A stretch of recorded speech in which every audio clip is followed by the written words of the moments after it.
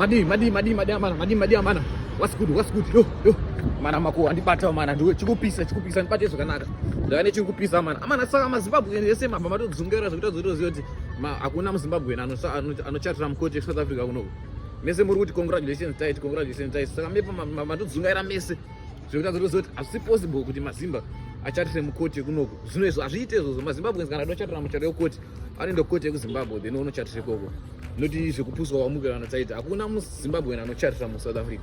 Hakuna end chamusana kuona ngeti papinda Tytie muCourt akakabata ringi mumaoko like vangu wakatoipfeka mumaoko wairudza samuzoti vabva kumba vaexchange mabvauser vabva kumba vachata manje then vazongena muCourt kusena mapepa akuzokina maZimbabwe zvimwe kuti vanhu vakadzisonga here musapuse muzana zimcelebs na TV vakutanzi congratulations makapusa makaita sei kwemi hakuna muZimbabwe anochatira muno muSouth Africa zviite it's not possible and muZimbabwe ndinoziva anochata muno unge wachata nemuSouth African uri muZimbabwe wochata nemuSouth African mobataniswa waiza kazhinji kacho zviri kuonekwa vanongochita mapepasi kwete zvotanzi maZimbabwe anobatanidzwa muchato wemuCourt muSouth Africa muno zvinoitwa kupi izvozvo hakuna zvakadaro it's not possible ngatimire zvekupusa maZimbabwe nangoti ndikubatise nangoti tiza kubasa 2 minutes kuti ndikubatise maise azoziva hakuna zvakadaro anziye chichi vacha imi marings apa mapinda muCourt vangu vatone marings aya kwakwa kutokurasise manje mfano wezikoningireta kutokurasise kuda kunyeboransi chichi hakuna baba mazimba udoferera Zimbabwe yese mutadza kuona kuti it's not possible azviti kuti maZimbabwe achatire muno muCourt